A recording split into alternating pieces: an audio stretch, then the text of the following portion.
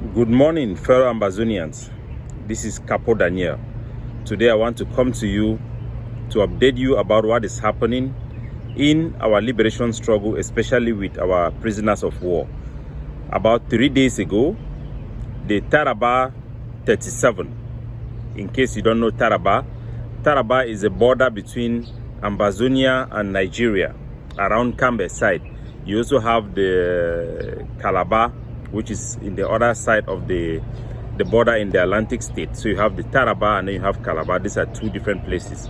And in both instances, we have young men who are allegedly linked with the ADF, who were set up and were picked up in Nigeria and sent to La République du Cameroon in their dungeon. And they have been there lavaging, and they have been there ever since, lavaging, being tried in French, a language they don't even understand. So I want to update you about what is happening.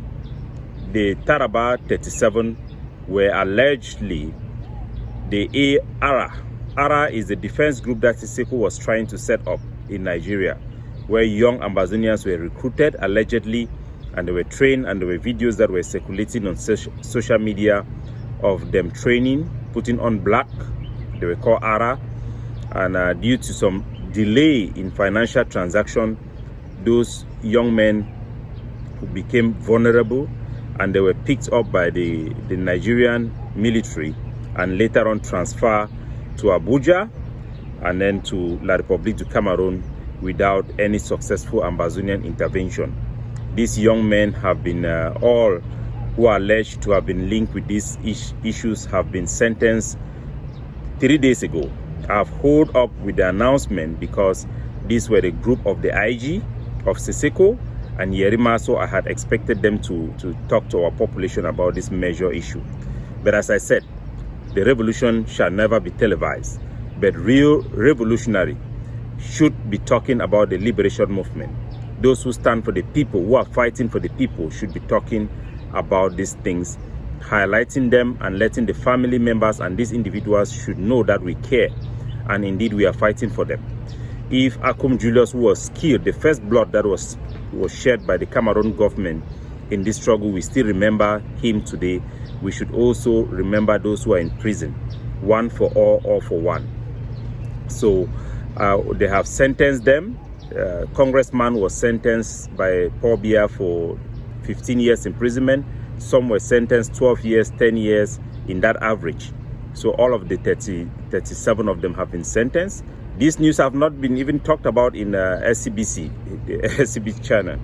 So I want to let our people know that a lot of things are happening. These young men who are prisoners of war, who had not picked up arms yet, have been sentenced to this length of imprisonment.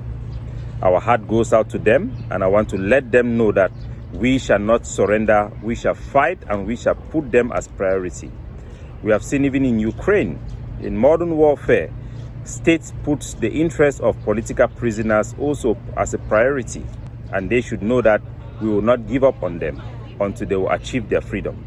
Their freedom will come as a result of us fighting back against the Cameroon occupation and letting them know that those they have kept in prison, who are not criminals, these are gentlemen, they have no place in that prison and they should all be released. There was a time in our struggle where each time our prisoners of war are being taken to the Cameroon kangaroo military tribunal, we will lock down, we will close down the streets. We will do things to show them that we are together in this thing. We will demonstrate, we will protest, we will carry out actions on the ground. But today, even in prison, everybody have taken side. Everybody have taken side.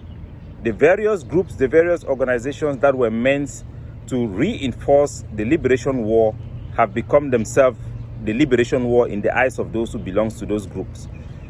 This is very saddening, and it goes across the board. It shouldn't be this way. It shouldn't be this way.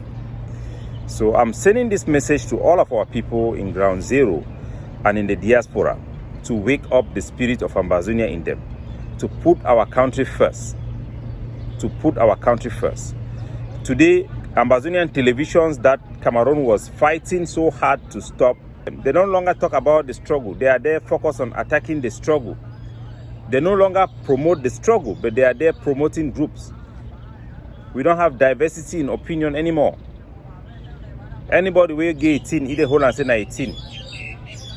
And we shall overcome this.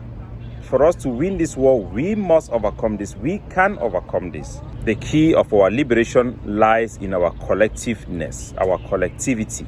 Once we see that we are a collective people, once we see that we have a common interest, once we know that this common interest should bind us irrespective of our political affiliation, irrespective of our political opinion, it should bring us together.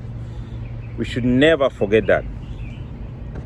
The moment we lose focus of this main goal, either knowingly or unknowingly, we compromise the core for which we are fighting for. We compromise the people who have laid down their life, some of whom have given their life for us to be responsible for, and they have died. I take that responsibility seriously, and it guides me in everything I do. The soldiers that have called me, that have spoken to me, soldiers I have sent to war, soldiers who have relied on me, who have confided in me, and our people who have trusted me, I want you to know that you will always be the center of everything I do. You will always be the focus of my attention, my political calculation. In everything I do, I will put you first. Put our country first. Put your kingsmen first. Put our soldiers and our flag and our country first. At this very hard time, we should come together, we should rally together. We should indeed show that this is a God-ordained struggle, that this struggle have God people, God-fearing people, who are not afraid of anything, but who are willing to stand up for the truth and stand for the truth. We must demonstrate that, now more than ever. We must. And I really urge you, everybody, to think deeply about the sacrifices we have made in terms of treasure, blood, and our lives. Think about it. Think about it and refocus your energy. We have no choice but to win this war. We cannot afford to let this war become like the SDF. We cannot afford to let this war have the same result that the founders of the SCNC had, where all of our heroes in that movement end up creating political parties. All of them registered political parties within Cameroon. We cannot afford to go down that lane. We cannot. So my heart and prayer go to those who are in prison, and we should translate all this anger, all this pain, all this insult, all this humiliation from the state of Cameroon and channel them into our weapons to fight back for the freedom, so that no generation of our people should ever go through what we have gone through in the hands of Paul Biya. No generation deserves this. We are a state, we are a people that are recognized under international law with internationally recognized boundary.